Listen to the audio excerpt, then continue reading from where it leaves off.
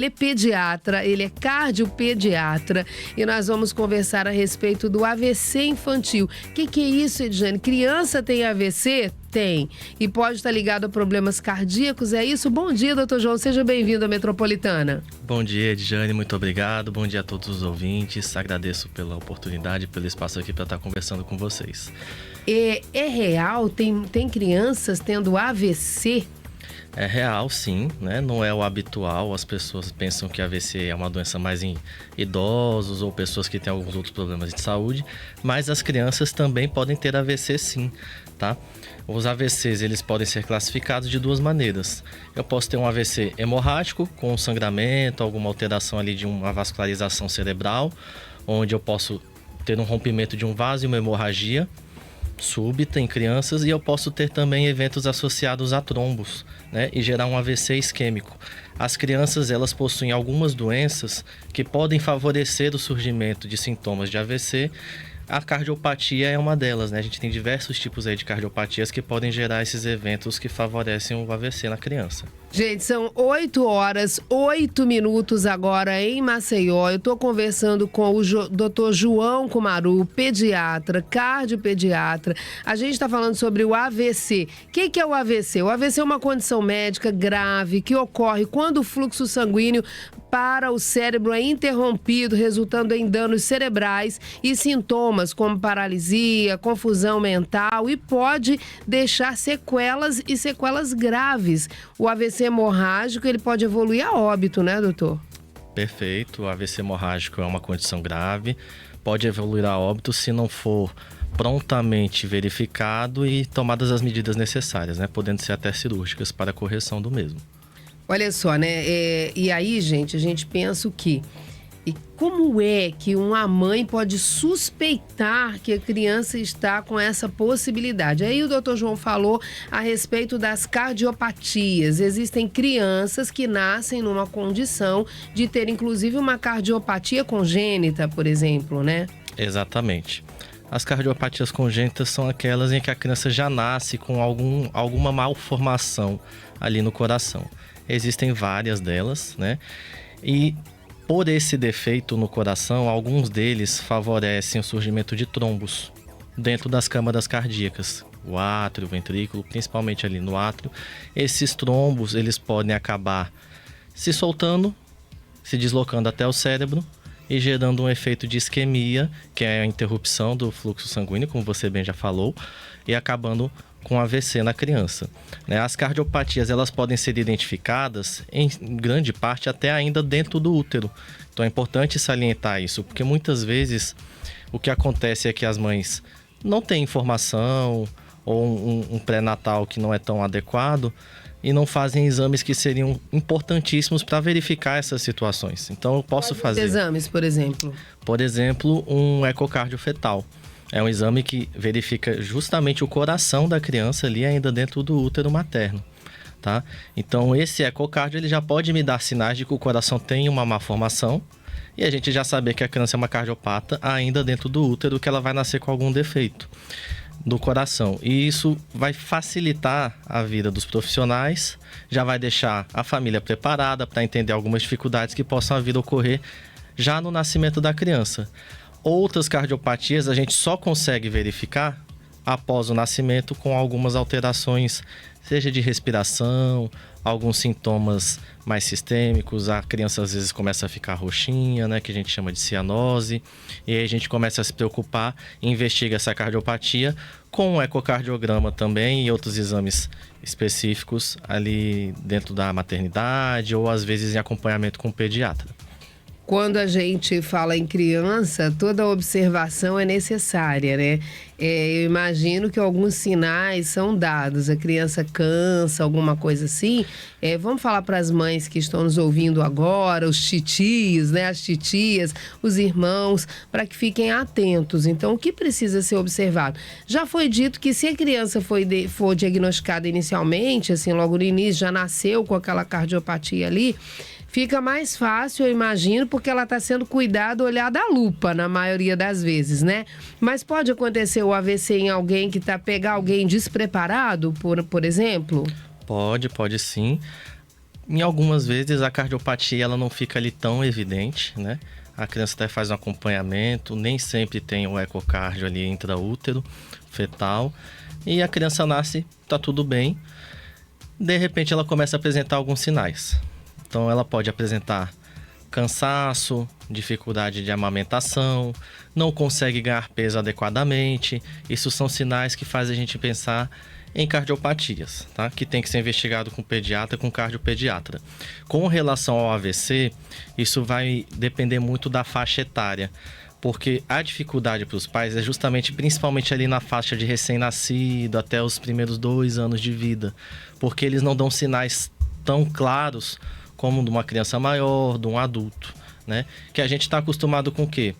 A pessoa fica com um lado do corpo paralisado, altera a face, uma paralisia facial, a boca que entorta para um lado, o olho que fica um pouquinho caído. Isso pode acontecer também em faixas etárias maiores ali de crianças e adolescentes. Nos bebês, o que a gente pode perceber é às vezes uma preferência do bebê por usar apenas um lado do corpo. Então o bebê ele vai se desenvolvendo, vai crescendo e a mãe percebe que ele está sempre levantando só um braço. Ele não levanta os dois. Ele, quando vai tentar agarrar alguma coisa, agarra sempre com a mesma mão, a outra mão fica mais caidinha. A mãe tenta levantar um braço, uma perninha do bebê, ele não consegue sustentar sozinho. Então isso foge do desenvolvimento normal ali dos bebês. Outra coisa que eu posso ter é comportamental. Então o bebê ele pode ficar mais sonolento, pode ficar irritado, pode não responder muito bem a estímulos, pode ter dificuldade com a amamentação, na pega, na sucção, justamente por uma dificuldade muscular ali. E aí com esses sinaizinhos aí que às vezes são sutis, mas que a mãe e o pai ali estão sempre atentos, eles podem pensar em alguma alteração, pedir uma avaliação do cardiopediatra, do pediatra. Ali para a criança que já foi acometida pelo AVC, na verdade. Pelo AVC. Tem alguma coisa que pode ser feita antes, alguma observação, tipo, a criança está ali com aquela situação e isso pode levar a um AVC? Tem alguns sinais e sintomas? A gente se preocupa muito com a questão das cardiopatias, né? Justamente por elas poderem gerar o AVC infantil.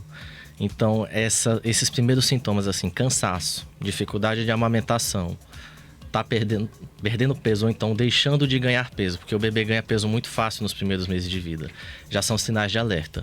Então, já é bom ter um acompanhamento com o pediatra. Ali no exame clínico, às vezes o pediatra já consegue identificar alguma alteração, um sopro cardíaco e encaminhar para fazer os exames necessários. Hoje em dia a gente tem alguns exames laboratoriais que identificam várias doenças logo nos estágios iniciais da vida, né? Exatamente. Então tem os testes aí, não só o teste do pezinho, muito conhecido já é, né? Perfeito. Mas tem o teste da orelhinha também. Então, assim, tem algumas situações que facilitam. Então, o que eu quero dizer com isso? Que uma observação, uma avaliação é necessária no início da vida ali, com muita responsabilidade. Deixa eu checar se tá tudo bem mesmo, né? Isso.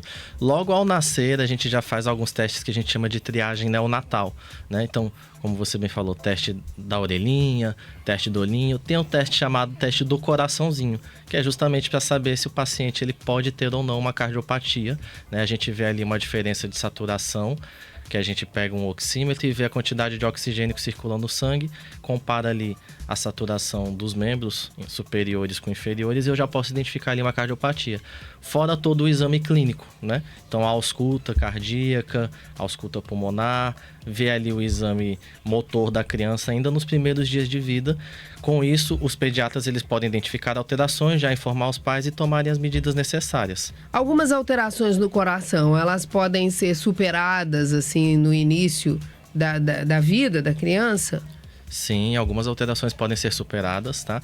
A gente tem cardiopatias que elas são, digamos assim, elas se resolvem espontaneamente. Às vezes uma criança que nasceu um pouco prematura tem um defeitozinho, uma comunicação entre os átrios que é pequena, um canal arterial que dura alguns dias a mais ali, que é um canal que ele deveria se fechar logo ao nascimento das crianças e nem todas ele se fecha.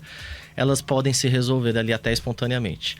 Outras a gente precisa avaliar, ver se ela tem o que a gente chama de repercussão hemodinâmica e definir se a criança precisa de uma correção cirúrgica ou se a gente consegue manter com medicações para deixar a criança mais estável. Coisa boa, gente. Coisa boa que eu digo o seguinte, né? Tem algumas situações que são reversíveis. Então, assim, isso alegra a gente, né? Com certeza. Mas a gente sabe também que tem situações que são graves e que precisam de um bom acompanhamento. O que eu quero dizer com isso? No início da vida da criança tem que fazer uma avaliação geral, né, para ver se tá tudo bem, se não fica com medo não, mas e se eu encontrar? Se você encontrar, ótimo, porque você vai cuidar, né, assim, doutor? Perfeito. A gente tem que pensar assim, né? Exatamente, ter esperança, foco sempre, porque na vida a gente descobre às vezes algumas notícias que são para dar força ali, mas confiar, a gente hoje consegue, graças a Deus e à medicina, corrigir boa parte das cardiopatias, fazer um acompanhamento ao longo da vida, seja correção cirúrgica ou com medicação. O importante é manter esse acompanhamento para evitar consequências e sequelas no futuro. As coisas melhoraram muito de uns tempos para cá em relação a tratamentos e em relação a possibilitar a vida, na verdade, para as crianças? Com certeza, as coisas melhoraram muito, seguem melhorando. A medicina evolui, assim como o ser humano também, né? A gente vai descobrindo novos tratamentos, novos tipos de cirurgia, novas correções, novas abordagens que podem aí favorecer um melhor acompanhamento e seguimento para a vida da criança. Vocês cuidam de muitos coraçõezinhos lá no Hospital do Coração Alagoano, né? A gente cuida de bastante coração lá no hospital, graças a Deus. Que coisa boa. Doutor, se eu estiver esquecendo alguma coisa, fique livre aí com a nossa audiência para a gente não economizar informação. Perfeito. Eu acho que a gente abordou bem, né? Só reforçar realmente com esses sinais ali nos primeiros dias, primeiros meses de vida, porque a gente já atendeu, inclusive, crianças no Hospital do Coração que foram diagnosticadas com cardiopatia porque descobriu um AVC. Então, já teve paciente que chegou, tinha alteração de força, alteração motora, não conseguia desenvolver a fala adequadamente, foi fazer um exame de imagem e descobriu um AVC. Do AVC foram investigar um pouquinho melhor e descobriu uma cardiopatia. Foi para o hospital, fez a cirurgia, corrigiu a cardiopatia, evoluiu super bem. E aí dá um pouquinho mais de esperança para os pais também, né? Quando uma criança tem um AVC, existe uma coisa na criança que a gente chama de neuroplasticidade. Existe no ser humano em geral, na verdade. Só que isso na criança é maior. Como a criança ela vai se desenvolvendo e o cérebro vai crescendo, se desenvolvendo ao longo da vida, para ela manter as funções motoras, cognitivas e de comportamento, o cérebro, mesmo que ele tenha sido machucado, tenha alguma sequela, na criança ele se recupera muito bem. Então uma parte do cérebro às vezes acaba assumindo o comando da outra parte que estava lesada. E fica suprido. E as crianças, às vezes, elas passam praticamente ilesas depois de algum tempo, com fisioterapia, terapia ocupacional, reabilitação, acabam ficando 100% ali na vida, quando tem um acompanhamento correto, multiprofissional. Isso também é uma boa notícia, Com né? certeza, Essa é uma excelente. boa notícia, traz esperança para as pessoas.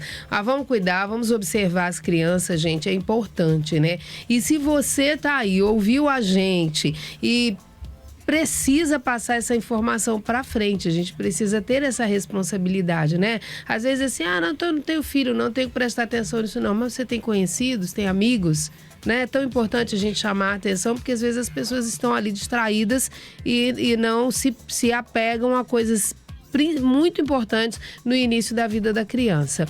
Doutor, quero agradecer a sua presença aqui, viu? Eu que agradeço, muito obrigado pela conversa e pela oportunidade aqui de repassar essas informações. Venha mais vezes. Doutor certeza. João Kumaru, cardiopediatra, ele veio lá do Hospital do Coração Alagoano, tem a Casa do Coraçãozinho que faz também um trabalho de muita responsabilidade. Gente, tem que cuidar dessas crianças, desses corações que podem fazer a diferença no nosso futuro, né? Quantos médicos tem ali agora? Precisa cuidar o coraçãozinho dele, lá na frente ele pode estar cuidando de outros corações. Isso é bom demais. São 8h21. Vou chamar o Cássio Kiss, que está nas ruas da cidade. Olá, Erijane, voltamos sim na programação da Metropolitana FM 97.7, trazendo mais informações nessa quarta-feira, hoje 15 de abril. Olha, o governo do estado investe 6 milhões de reais na iniciação científica e também no empreendedorismo do ensino médio. A iniciativa foi divulgada ontem, dia 14, por meio do edital do Programa de Iniciação Científica Júnior, coordenado pela Fundação de Amparo à Pesquisa do Estado de Alagoas, a FAPEAL, em parceria com a Secretaria de Ciência, Tecnologia e Inovação, juntamente com a Secretaria Estadual de Educação do Estado de Alagoas. Esse programa, Edjane, prevê um investimento de 6 milhões de reais para apoiar aí 100 projetos ao longo de 12 meses, contemplando estudantes do ensino médio da rede pública estadual e também do Instituto Federal de Alagoas, o IFAL. Serão ofertadas 1.000 bolsas para estudantes e 100 bolsas para professores orientadores, além de um incentivo financeiro de 6 mil reais por projeto destinado para o desenvolvimento das atividades. Edjane, a iniciativa abrange aí 4 áreas principais: ciência e tecnologia, inovação e também empreendedorismo, artes e economia criativa. E também a preparação para Olimpíadas do Conhecimento, visando aí estimular o interesse dos jovens pela conquista, ou melhor, pela pesquisa científica e também ampliando suas oportunidades acadêmicas e profissionais. Uma iniciativa, um investimento do governo do estado nas pessoas, como também investindo nos professores, nos alunos, plantando hoje para poder colher amanhã. Isso é muito importante. E, claro, a Metropolitana aqui parabeniza iniciativas como essa do governo do estado de investimento na educação, na ciência e nas pessoas. Tanto professores quanto os estudantes da rede pública do estado de Alagoas. A gente volta em instantes trazendo outras informações aqui na Metropolitana FM em 97.7, uma emissora do Sistema Paraíso das Águas de Comunicação. Em instantes, trazendo outras informações. Direto das ruas da capital para Metropolitana FM, Cássio Kias. Daqui a pouco, mais informação. Metropolitana News. Para cuidar da saúde, tecnologia e confiança fazem toda a diferença. A MedRádios é referência em diagnóstico e tratamento de alta complexidade, com equipamentos de